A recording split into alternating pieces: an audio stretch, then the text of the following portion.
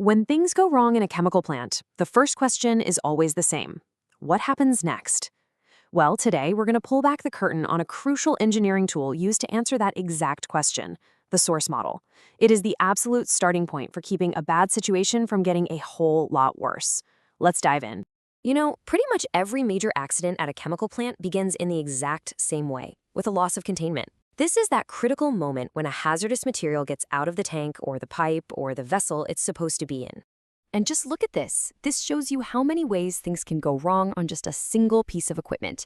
We're talking about anything from a tiny hairline crack or a leaky valve, all the way to a pipe that's been completely sheared off. Every single one is a doorway for hazardous material to escape into the environment. So picture it. An alarm goes off. A hazardous substance is escaping. For the safety engineers on duty, this is a critical moment. Before they can do anything else, they have to answer one fundamental question. What is the single most important thing they need to figure out right then and there? The answer? They have to predict the consequences. You can't possibly plan an effective response if you don't know what you're up against, right? And this isn't some wild guess. It's a highly systematic process, a step-by-step plan that's designed for these exact what-if scenarios. So that systematic plan, it has a name. It's called consequence modeling. The best way to think about it is like creating a roadmap that charts the entire course of an accident, right from that initial leak to its final impact. And here it is. This is that roadmap. It's officially called the Consequence Analysis Procedure. Now, I know, it might look a little complicated at first glance, but at its heart, it's really just a series of logical questions. We're going to use this chart as our guide to see exactly how engineers figure out what's going to happen next. And the key thing to remember is that this is not just some academic exercise. Every single box on this chart represents a question that, once you answer it, gives engineers the data they need to make decisions that can literally save lives and protect the environment.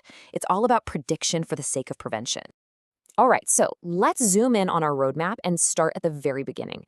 We're going to focus on the first, and you could argue the most important step in this whole chain. See it? Right there at the top of the roadmap, that's our focus, the selection of source model. And notice how everything else, literally everything, flows down from this single point. It's the foundation for every single prediction that comes after it. So what exactly is it? To put it simply, a source model is basically a set of calculations. It's based on fundamental physics, and its whole job is to describe the leak itself. Think of it as a mathematical snapshot of the material as it's escaping containment. So what does this mathematical snapshot actually tell us? Well, it boils down to answering three absolutely vital questions. First, how fast is the stuff coming out? Is it a trickle or a full-on torrent? Second, how much is going to be released in total? And third, what is it going to look like? Is it a liquid pool, a vapor cloud, or some combination of the two? Okay, so that's what it is. But how do engineers actually build one of these models? To get our heads around that, we need to look at the basic physics of a simple leak. Let's use this classic scenario. You've got liquid in a tank, it's under pressure, and now there's a hole. To model this, an engineer has to account for all the forces and energies involved. You've got the pressure inside the tank, the properties of the liquid itself, gravity, you name it. So what's really happening here from a physics point of view? It all comes down to a conversion of energy. The potential energy, which is stored as pressure inside that tank, gets converted into kinetic energy, the energy of motion, as the fluid shoots out of that hole.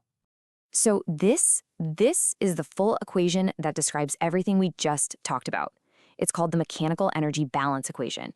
Think of it as the complete, unabridged story of the leak. It's got pressure, velocity, friction, the whole shebang. Now, don't worry, we're not going to solve it. The key here is just to see that modeling the real world starts out pretty complex. And this is where the real engineering magic happens. To get from that complex equation to something you can actually use, engineers make smart simplifications. For instance, they might assume that the speed of the liquid inside the huge tank is basically zero, which makes sense, right?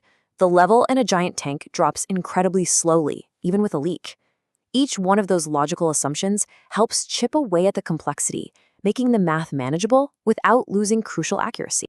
And after making those smart assumptions, that big, scary equation boils down to this, a much friendlier and much more practical tool. This gives us QM, the mass flow rate. The other variables in here account for things like the fluid's density or the size of the hole, but QM, that is the number we've been looking for. It's the main output of the source model, and it answers that first critical question: how fast is the material escaping? So we went from a really complex physics problem all the way down to a single powerful number. Now let's zoom back out and see why getting that one number right is so incredibly important for overall safety. Looking at our roadmap again, you can probably see the whole picture now. That mass flow rate, the total quantity, the physical state, all the things we got from the source model, well, that's not the end of the story. It's the critical starting point for every single step that comes next.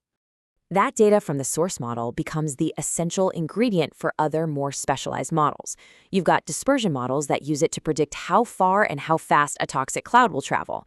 You've got fire and explosion models that use it to figure out how big a potential fireball could be. And finally, effect models translate all of that into the potential impact on people and buildings.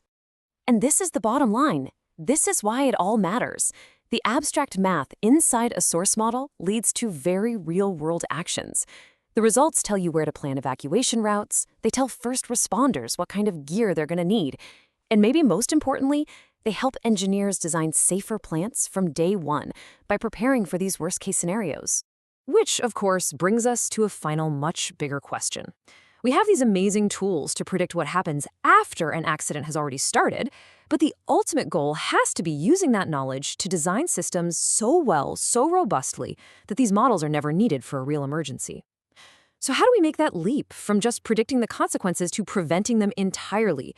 Well, that's the challenge that drives safety engineering forward.